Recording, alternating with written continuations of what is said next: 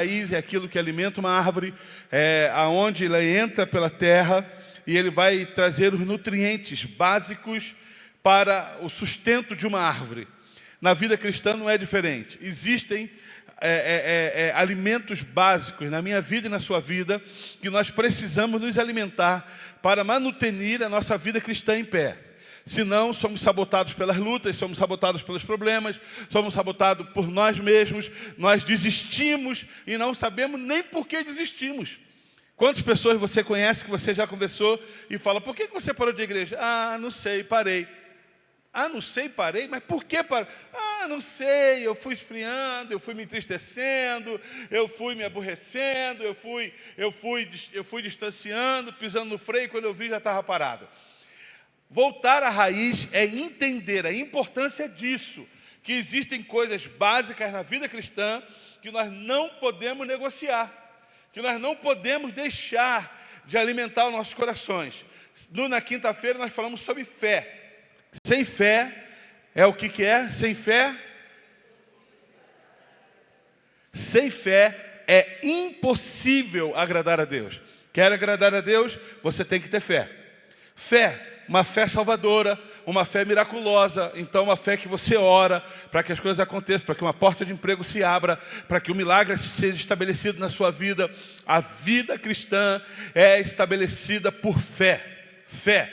É importante você entender isso.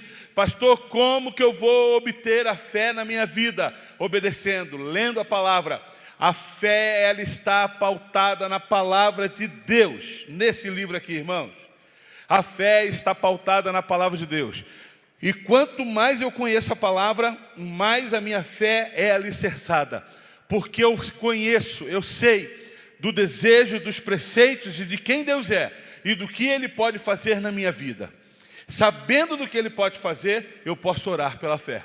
Sabendo que Ele pode curar, eu oro pela cura. Sabendo que Ele pode abrir portas, eu oro por uma porta. Sabendo que Ele pode estabelecer, eu oro para que seja estabelecido. Por quê? Porque a palavra de Deus me dá respaldo para tal coisa. É a palavra de Deus. A fé está relacionada à palavra de Deus. A fé está relacionada à obediência, vida. A fé está relacionada a pôr em prática. Ninguém começa de uma hora para outra, mas começa a nutrir a sua fé.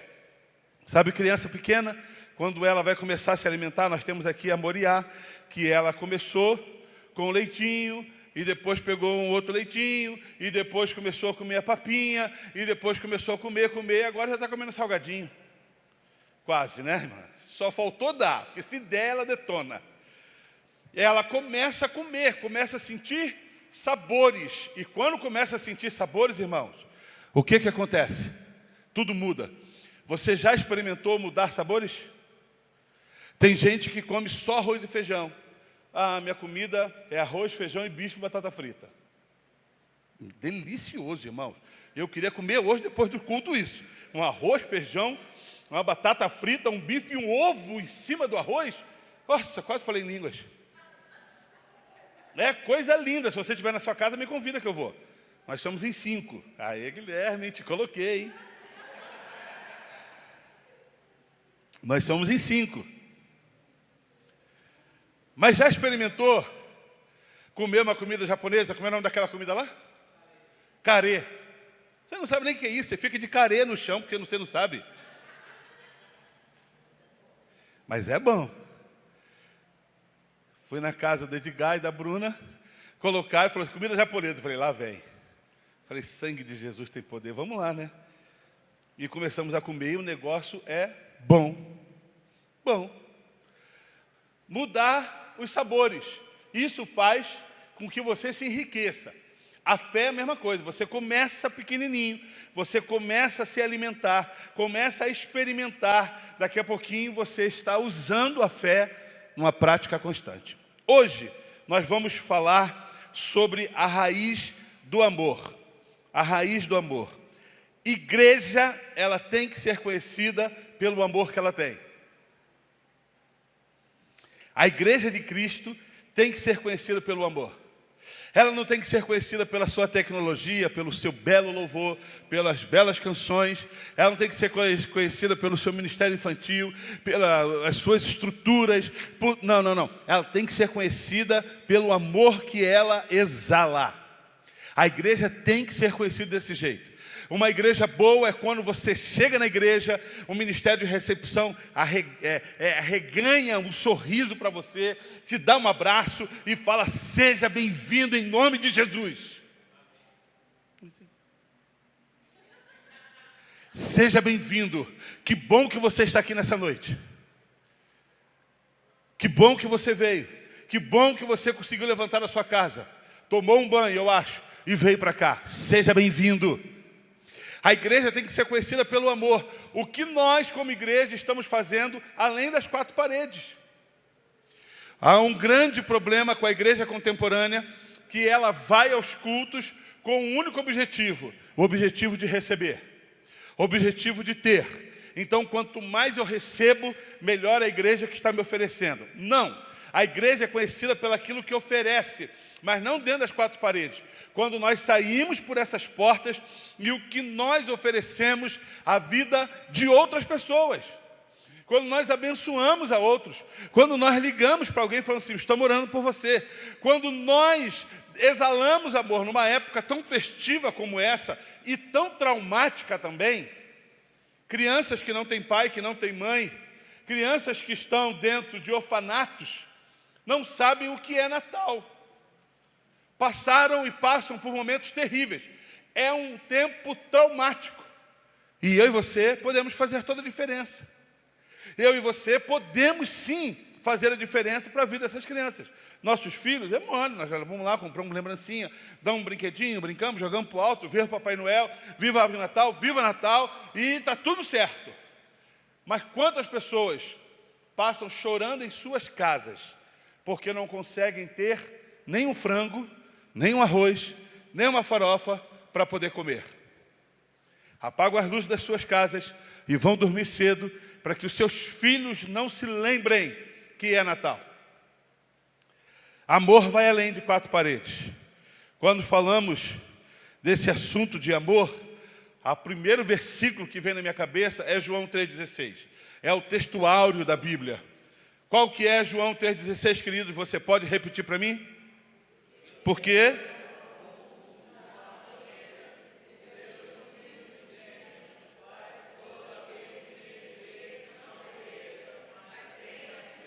Aleluia, você sabe. Porque Deus amou o mundo de tal maneira. Deus amou o mundo de que maneira? Não tem como se medir, foi de tal maneira. Não é um amor que eu exalo para os meus filhos.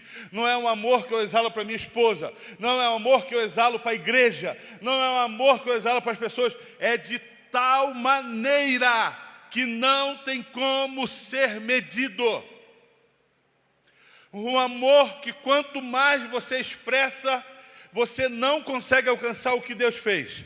Por quê? Porque Deus amou o mundo de tal maneira que deu o seu único filho.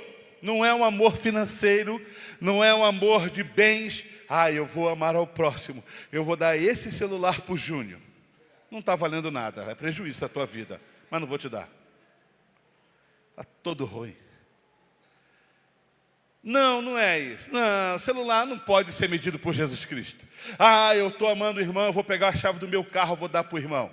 É benção, irmãos. Eu queria que você me desse a chave do teu carro. Queria não. Fica com você. Mas você imagina alguém que de fato está precisando, você chega lá e fala assim, toma aqui, Deus abençoe. Seria bom, Menara? Lógico que seria. Não, mas o amor de Deus para com a igreja não tem como ser medido, porque não são bens.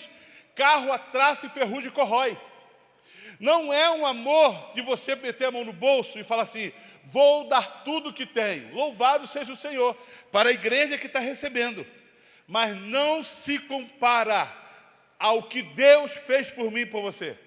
Quando falamos de amor, nós relacionamos esse amor de Deus para conosco, esse amor de Deus para a humanidade, para que todos aqueles que nele crê não pereçam, mas tenham a vida eterna. Não são nem todos que vão, mas todos aqueles, porque tem aqueles que não vão, não querem, não escolhem, não vão optar por Jesus.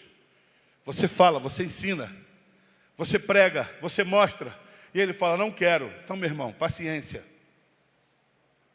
O amor de Deus é tão lindo, é tão grande, é tão largo, mas para aquele que quer, para aquele que se rende, para aquele que reconhece, para aquele que põe no seu coração Jesus Cristo e pede perdão pelos seus pecados.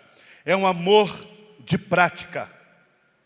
Amor é algo praticado. Você imagina eu falar para os meus filhos, Isaac e Esther, eu amo vocês. Beleza, pai. Como que o Senhor expressa isso na minha vida? Amor não pode ser só por palavra, tem que ser por ação. Só por palavra é fácil. Esther, mas acredita, papai te ama, filha. Eu esqueci de novo de falar que você vai embora. Papai te ama. Mas o Senhor nunca expressou esse amor por mim. Isaac, mas o Senhor nunca... Débora, quantas mulheres reclamam? Meu marido fala que me ama, mas não é capaz de me elogiar, não é capaz de pagar nada, não é capaz de me dar um abraço, não é capaz de me dar um beijo, não é capaz de fazer um cafuné, não é capaz de fazer nada, mas diz que me ama. Irmão, esse amor não rola. Amor gera ação. Ação. Amor não pode ser somente de palavras, mas tem que ser de praticar.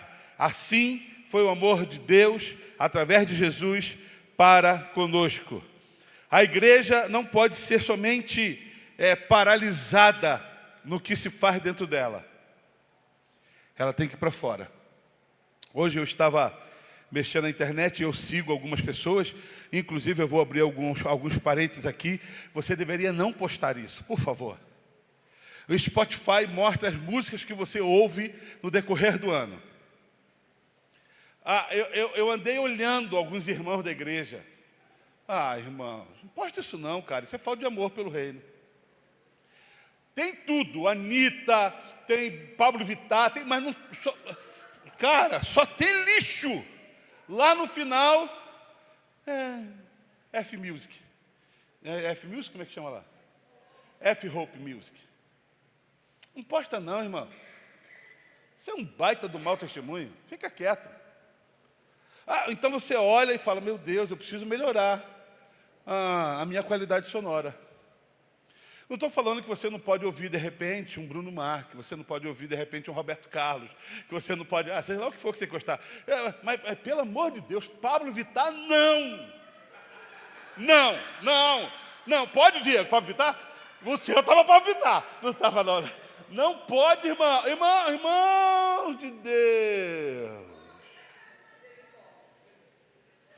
Funk também não pode. É muito palavrão. Posta não, irmão. Fica quieto. Eu ia postar o meu, mas eu não postei o meu. Mas o meu só tem música evangélica. Só música velha. Só... Como é o nome do pastor negão lá que canta só Bíblia? Ademar de Barros. Ademar de Campos. Ademar de Barra é avenida. Ademar de Campos. Só tem Paulo César Baruch. Peraí, irmão, me respeita, né? É coisa de crente, irmão. Coisa de crente. Eu falei, Jesus, a pessoa acha que está arrebentando aqui. Quase que eu escrevi embaixo, vai se converter. Tá bom. Já fechei o parênteses. Eu queria que você entendesse sobre esse amor. E para exemplificar esse amor, eu queria que você abrisse lá sua Bíblia no livro de João, capítulo 8. João, capítulo 8.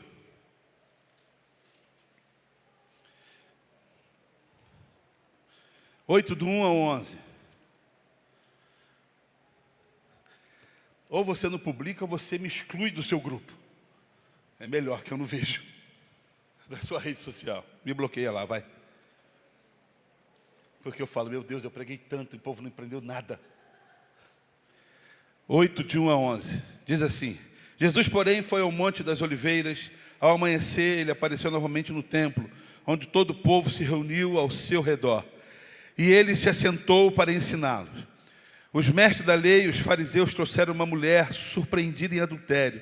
Fizeram ficar de pé diante de todos. E disseram a Jesus: Mestre, essa mulher foi surpreendida em ato de adultério.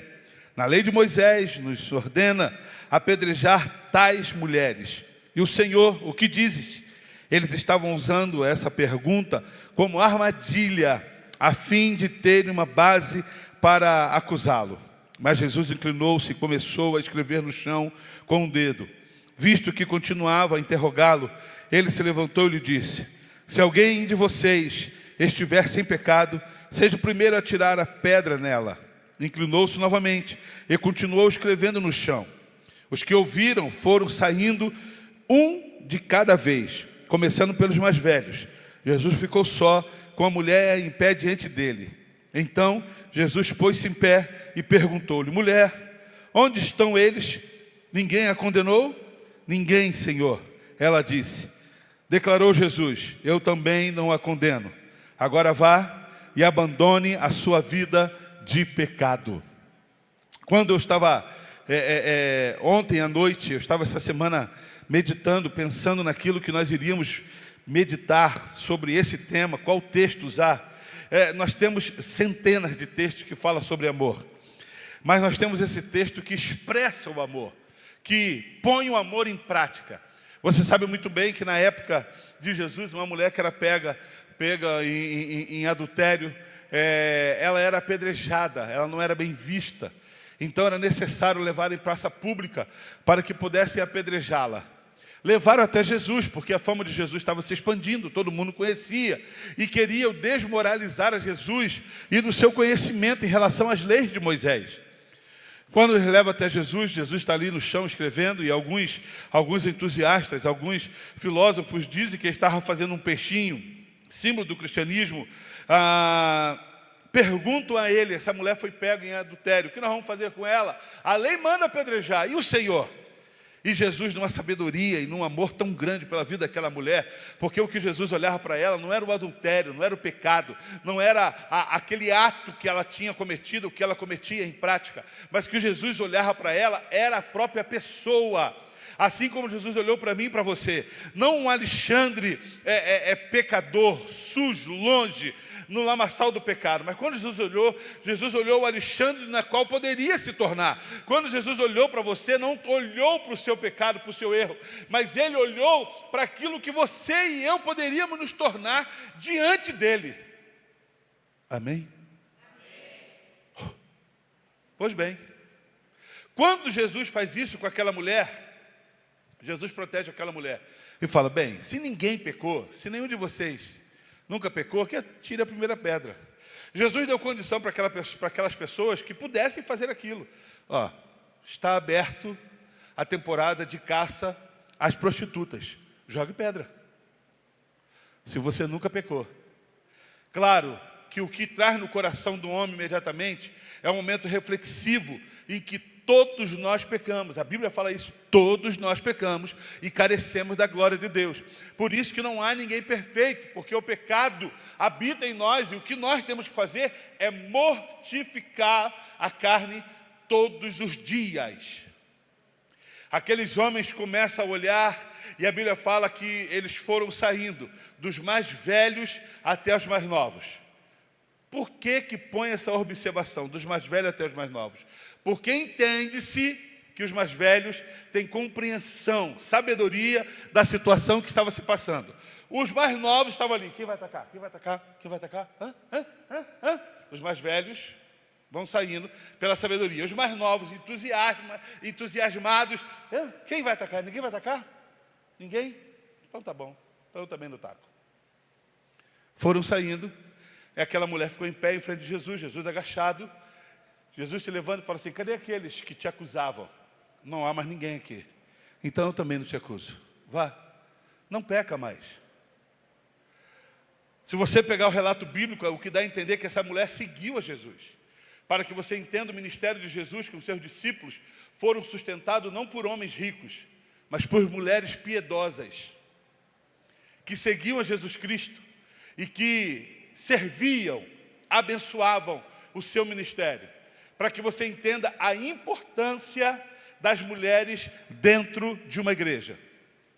Amém, mulheres? Vocês são extremamente importantes. Quem continua sustentando o reino são Dorcas, mulheres que continuam com as suas mãos estendidas, que continuam com seus corações quebrantados, abençoando a igreja. Pastor, mas eu tenho tão pouco. Diante de Deus, esse pouco faz acontecer o que aconteceu na última segunda-feira aqui nessa igreja. Nós fizemos um jantar para mais de 80 pessoas, pastores, líderes que vieram aqui, e mulheres gastaram os seus dias, a sua tarde, a sua noite, cozinhando para quase 80 pastores aqui dentro. Irmãos, eu como pastor, vou usar um termo que se usa no Rio. Fiquei mais feliz que pinto no lixo. Feliz por saber que essas mulheres doando o seu tempo, a sua vida, o seu talento, cozinhando para pastores. Eu não tinha obrigação nenhuma, mas o reino continua sendo abençoado. Guarda isso, mulheres, por vocês. Por vocês. Sabe a oração que tem mais eficaz em relação aos meus filhos? A da Débora. A oração de pai é forte, mas a de mãe, irmão, é dose, hein? E quando a mãe fala, Isaac, eu orei, e Deus me trouxe um negócio sobre você. Isaac fala, meu pai do céu, o que foi que Deus trouxe? Uma nova porta de emprego, ou uma revelação de uma coisa que aconteceu? Esté, eu orei, e Deus falou uma coisa com a mãe. Ah, meu pai, fala logo, mãe. Estou com meu coração preparado para receber. Oração de mãe é poderosa. Você, mãe, deveria levantar mais na madrugada, colocar sua mão sobre seus filhos e orar por eles. E você, marido, deveria cuidar mais das suas mulheres. Ah, o negócio aqui é outra coisa. Quando nós lemos sobre isso, nós começamos a ver, então, esse amor prático de Jesus sobre a vida daquela mulher. Sobre a vida dela. Derramando o amor sobre a vida dela. E eu destaquei alguns pontos aqui que nós vamos passar sobre esses pontos. Primeira coisa que eu aprendo, que o amor de Cristo é o amor que transforma. Não é um amor julgador, não é um amor de apontar o dedo, é um amor de transformação. Fomos transformados pelo amor de Cristo. Amém, igreja? Foi esse amor que nos transformou, foi esse amor que nos tirou do império das trevas, da lamação do pecado, nos trouxe para o reino da sua maravilhosa luz. É um amor de transformação. Quando nós estávamos em Americana, tinha um casal de idosos na igreja, seu e dona Eliseu e dona Thelma. Uma vez sentaram com eles na casa deles, conversando, papo vai, papo vem. O irmão Eliseu me disse que trabalhava com trator fumando. Eu falei, o senhor fumava? Eu fumava e muito. Dona Thelma falou, o quê? Isso aí era uma chaminé, pastor. Eu falei, o senhor já colocou cigarro na boca? Um homem tão transformado, irmãos, que era inacreditável você imaginar que aquele homem um dia colocou um cigarro na boca. Porque o amor de Cristo, ele é transformador. Ele é transformador. Há um pastor na internet que ele era homossexual, se converteu, fez a cirurgia, arrancou tudo, e agora ele recebe, se você souber o nome, você grita o nome aí. Ele recebe homossexuais e faz a mesma coisa. Cirurgiões plásticos, crentes, vão lá e dão gratuito. Homens que eram travestis, que se converteram e desejam voltar à vida de homem, vai lá, faz todo o percurso de volta. E ele fala, não vai ser fácil, não vai ser fácil. Você quer, eu quero. Aquela pessoa fica ali. Não é um amor que julga, é um amor que transforma. E nós precisamos entender isso. Não é um amor que aponta o dedo, é um amor que acolhe. É um amor que protege, é um amor que transforma nossas vidas, assim como eu fui transformado e você foi transformado. Segunda coisa que eu aprendo, o amor de Deus por... Eu não coloquei. O amor é o amor de Deus para nós. Por gentileza, Amy, coloca aí 1 João capítulo 4. Coloquei sim, irmão. Capítulo 4, versículo 9, versículo 10. Que o diabo queria se levantar agora, me desmoralizar. 9 e 10. Desta forma, Deus manifestou o seu amor entre nós.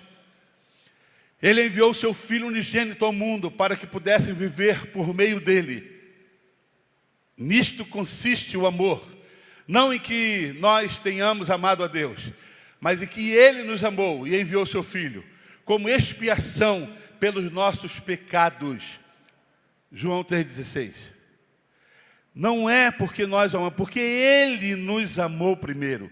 E nos amando primeiro, Ele revelou o seu Filho a nós. É esse amor de Deus para conosco. O amor que nós devemos entender não é um amor, é um amor transformador, mas é um amor de Deus também para com a minha vida e para com a sua vida. Sabe por que amamos? Porque fomos amados primeiro. E a palavra de Deus diz que Deus é amor. Ele é amor. E Ele sendo amor, Ele nos amou primeiro.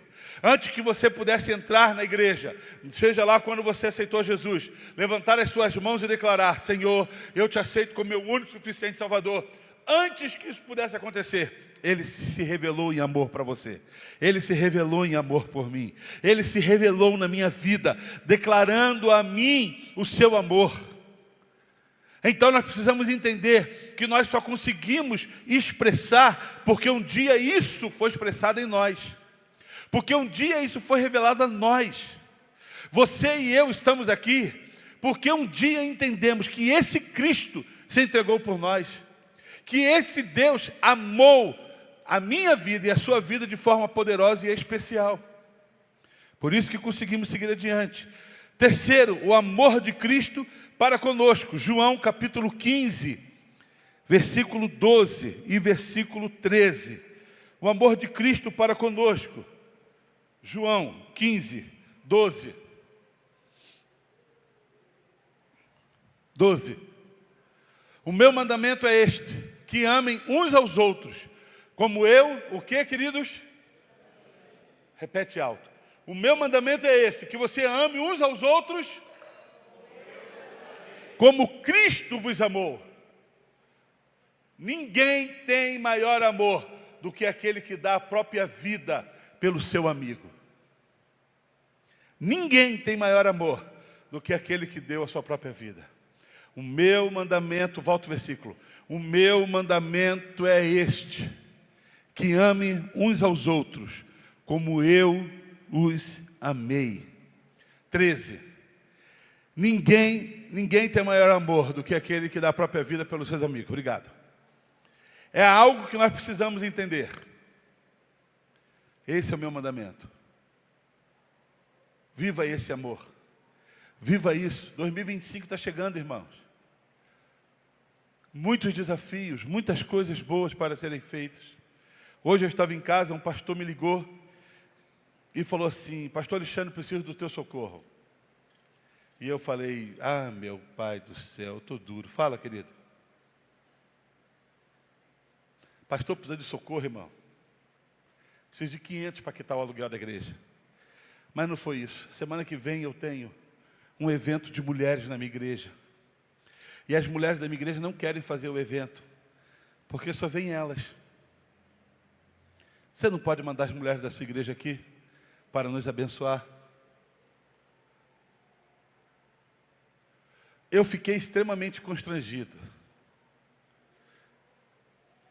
Porque ele ainda colocou assim: é tão difícil, eu sei. E eu falei para a Débora: ele sabe que as mulheres que vão, não vão ficar. Elas vão fazer número, elas vão abençoar aquele evento, mas no domingo elas vão embora. Mas o que custa-nos? Pastor, eu não tenho um cara na minha igreja que toque um violão e uma bateria. Eu não tenho um tecladista, eu estou cansado de colocar Cassiane para cantar e minha mulher cantar em cima da Cassiane. De colocar, como é que é? Outras, Aline Barros. Porque eu não tenho uma pessoa. Eu falei, nós vamos resolver isso, irmão. Segura aí, tem o Dieguinho, tem o Bruno, tem o Everton tocando bateria, tem o Andrezinho. Calma aí, deixa a gente tentar resolver isso. Devagar. Irmãos, são coisas tão simples que nós podemos abençoar, abraçar. Há um pastor da cidade em que está querendo mexer no seu som. Ele veio aqui na igreja, ele olhou o som, olhou a iluminação. Aí falou, ai meu Deus, como eu queria fazer isso na minha igreja. Falei, faz, meu velho. Desafia o teu povo como nós desafiamos. 15 parcelas. Que vai aumentar um pouco mais. Que nós desafiamos.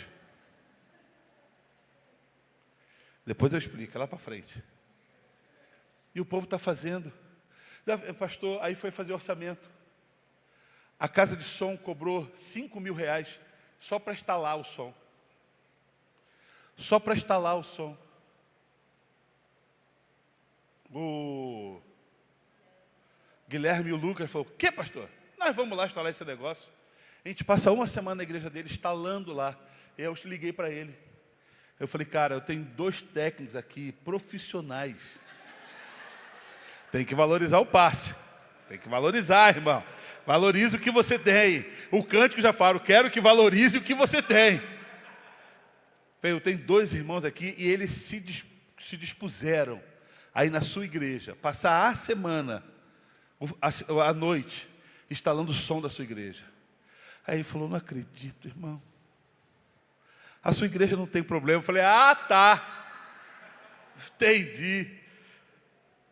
Deixa eu te falar uma coisa. Isso é reino, isso é amor. Eles poderiam falar, pastor, se a loja cobrou 5, nós vamos cobrar quanto, Bruno? Você pensou? Eu vou abençoar 2,5. Nada. Não queremos nada. A única coisa que eu vou falar, compra uma Coca-Cola, um salgadinho. Que eles vão por comida, irmãos. Passam fome esses meninos. Eles vão por comida. Isso é amor de Cristo revelado em nós, e nós revelamos. Por que quando o versículo fala que você deve amar como Cristo nos amou? Por que guardar? Por que reter? Por que não estender a mão? Por que não oferecer o que Deus tem te dado? O que Deus tem oferecido na sua vida, você não pode recolher. Você não pode impedir que vá adiante. E último, como vivemos o amor de Deus, como vivemos o amor no dia a dia. 1 Coríntios capítulo 13, versículo 4 e versículo 7. 1 Coríntios 13, 4, 7. 4 ao 7. O amor é paciente, o amor é bondoso, não inveja, não vangloria, não se orgulha, não maltrata, não procura os próprios interesses, não se ira, não guarda rancor. O amor não se alegra com a injustiça, mas se alegra com a verdade. Tudo sofre, tudo crê, tudo espera, tudo suporta. O amor nunca perece, mas as profecias desaparecerão, as línguas cessarão, o conhecimento será deixado para trás. Muito obrigado. Até o 7. Quando você, volta de novo, Emily, por gentileza, no versículo 4. Quando você pega esse texto, ele traz alguns detalhes do que o amor não é. O amor, primeiro, ele é paciente, ele é bondoso, mas não é invejoso. Crente invejoso, está faltando amor. Não se vangloria. Ele não é orgulhoso. O amor não maltrata. Não procura o seu próprio interesse. Ele abençoa, ele estende a mão, ele vai adiante, ele dá um passo a mais. Ele não procura só o que é bom para ele. Ele vê o que é bom para os outros. Não ira. O amor não guarda rancor. Sabe aquele negócio? Sabe por que eu não amo o irmão Zezinho? Porque, irmão, faz 10 anos que você fez um negócio comigo. E eu guardo. Nem conheço ele há 10 anos. Ai, que tolice, irmãos. Se somos família, membro do mesmo corpo, como que você vai guardar rancor um do outro? Me explica isso. Como que você traz esse mal no seu coração?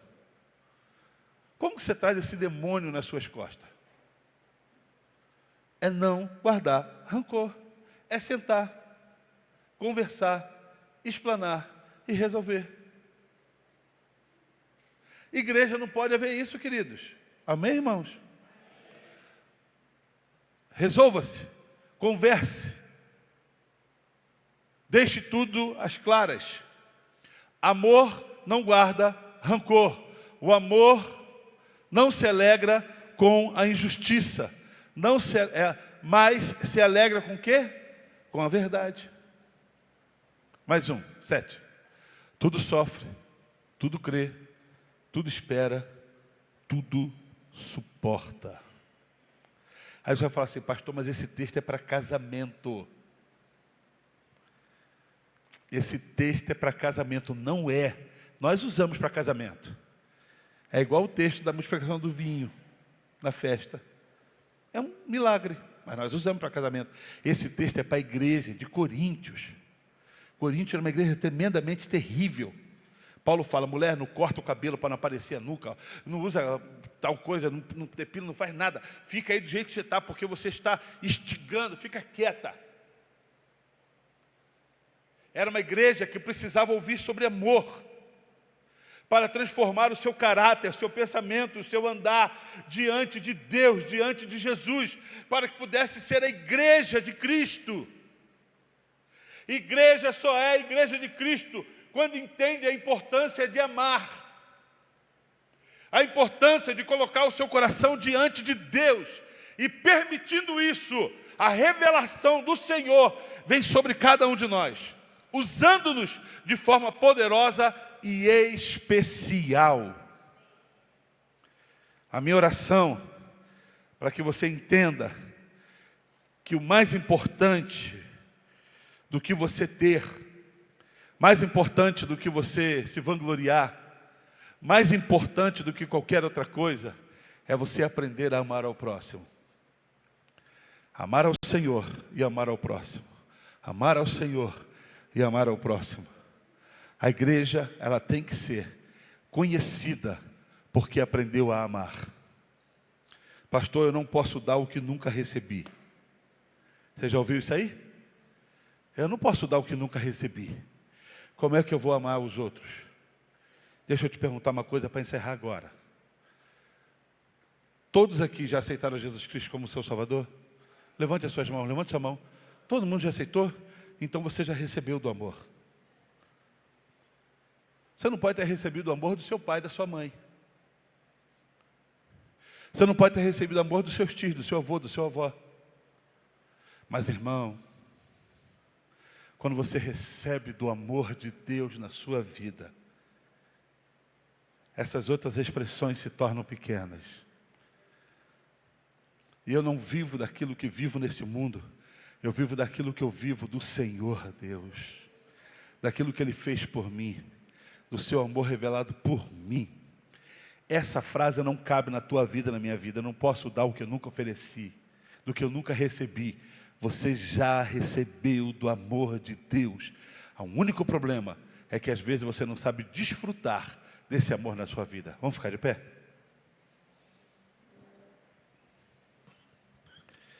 Raízes.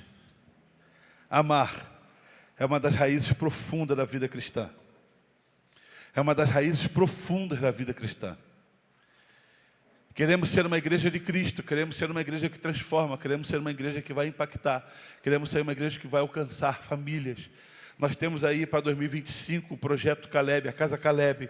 A igreja, para fazer isso, precisa amar muito. Muito. Porque vão ter dias no ano de 2025 que serão joelhos no chão, cara no pó, e falar: Senhor, tem misericórdia, não sei como será. Só o seu amor nos garante portas abertas. Só o seu amor nos garante a vitória. Só o seu amor nos garante a conclusão e a realização de projetos.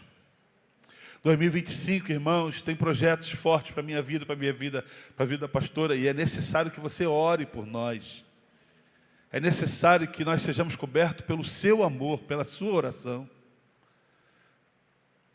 Terão dias que nós vamos precisar que você pare o que você está fazendo, se ajoelhe aonde você está, irmão Zezinho dirigindo o caminhão, encosta no posto de gasolina, aí fala: Senhor, cobre aquele homem e aquela mulher, não sei nem onde eles estão, o que está acontecendo, mas pediu a oração nesse momento.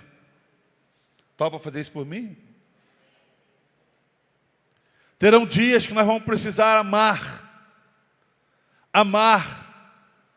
e o amar de transbordar sobre a vida de outros. Creio, queridos, em nome de Jesus Cristo, que nesse lugar entrarão pessoas tão pecaminosas, que nós devemos parar e derramar amor sobre elas e não olhar de julgamento.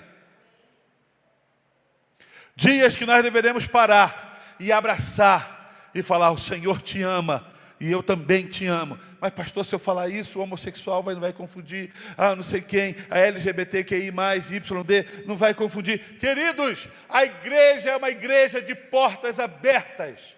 Entra do jeito que está. E aqui dentro, além do amor de Deus, recebe o amor da igreja. Amém, irmãos? Deus que me livre. Você está no lugar errado, precisa ser amado.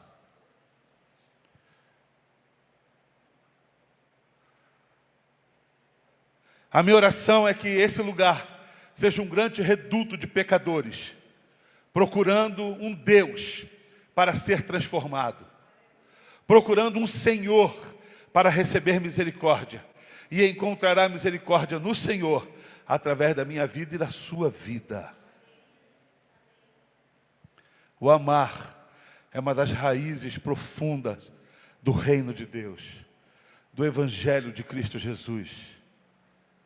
Amar é umas raízes profundas, que quando eu olho eu falo: não eu, mas Ele. Senhor, eu vou tirar o que eu tenho, eu vou abençoar a vida dele, a vida dela. A igreja de Cristo precisa impactar as pessoas pelo amor, não pelos seus belos carros, pelos seus belos empregos, pelos seus dízimos altos ou baixos, mas pelo amor que transborda em nossos corações, pelo amor que transborda em nossas vidas. E que em nome de Jesus Cristo, essa raiz seja tão profunda e que pegue lá do trono da graça todo o poder que emana do trono sobre as nossas vidas e que nós possamos aprender a amar. Que o Senhor permita-nos que vivamos desse jeito. Feche seus olhos. Pai, eu quero te louvar por esse dia, por essa palavra. Eu preciso, ó Deus, nós queremos declarar que o amor do Senhor seja revelado em nossas vidas e que a Tua graça superabunde em nossos corações. Ó Deus, eu quero pedir que o Teu amor venha nos encher para esse homem e essa mulher que ainda não conseguiu entender a profundidade, a largura, a altura, ó Deus, daquilo que o Senhor fez por nós.